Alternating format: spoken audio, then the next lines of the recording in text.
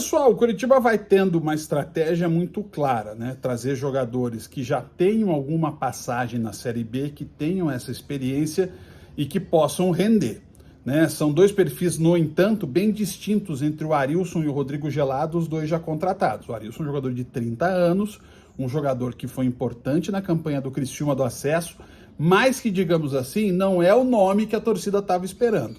O Rodrigo Gelado, com 20 anos, é uma revelação. É um jogador que o Coritiba pode ter o retorno tanto técnico quanto financeiro no futuro. É bom deixar isso bem claro, né? Agora, sendo SAF, o Coritiba vai focar esses dois pontos: resultado em campo e resultado financeiro. Não adianta a gente imaginar que o Coritiba vai contratar um jogador só pelo que ele rende dentro do gramado. Ele precisa, ou numa revenda, ou em alguma forma com premiações de competições, ele precisa render dinheiro também para o clube. E aí é que surge essa história de que Luan Poli, Kusevich, esses já não estão interessados em ficar, mas aí além dos dois, Natanael, Jamerson, Andrei, Bruno Gomes, até Marcelino Moreno, Thalisson Gabriel, esses jogadores seriam negociados para clubes da Série A.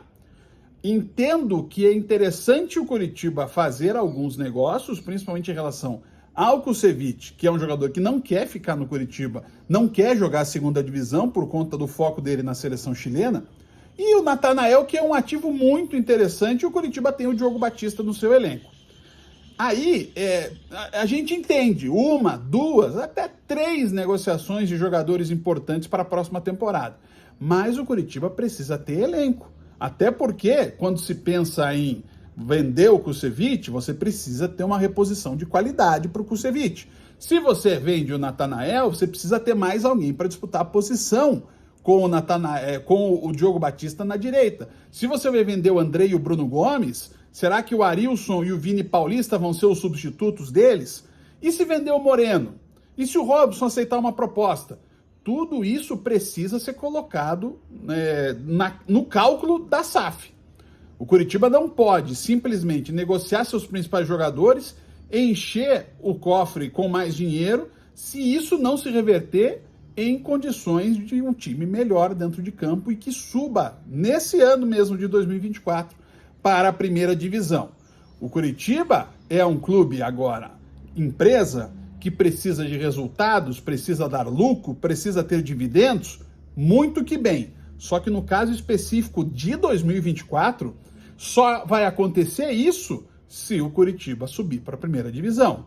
O ano de 2024 vai ser um ano de queda de receitas, tanto em relação ao Campeonato Paranaense, mas especialmente em relação à Copa do Brasil, porque o Coritiba muda o seu grau de pontuação, de premiação na Copa do Brasil, e na Série B, que há um pacote diferente agora, específico, fechado só para a Série B, então não tem mais aquele contrato, por mais que o Coritiba tenha um contrato com o Grupo Globo, ele tem redutores, ele tem toda uma série de processos que o Coritiba vai ter a sua receita diminuída.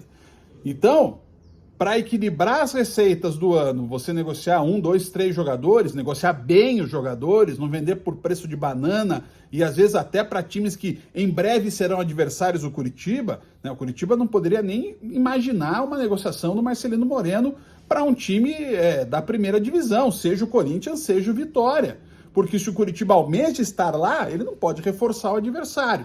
Mas isso tem que passar pela cabeça dos dirigentes do Coritiba, ou pelo dirigente Carlos Amodeu, né, já que ele agora ficou, digamos assim, mais centralizando as coisas, apesar do Júnior Chávari estar no futebol. De qualquer forma, o Coritiba precisa dar resultado em campo. Sem resultado em campo, não tem resultado financeiro, nem para a SAF e nem para qualquer clube de futebol. Um abraço.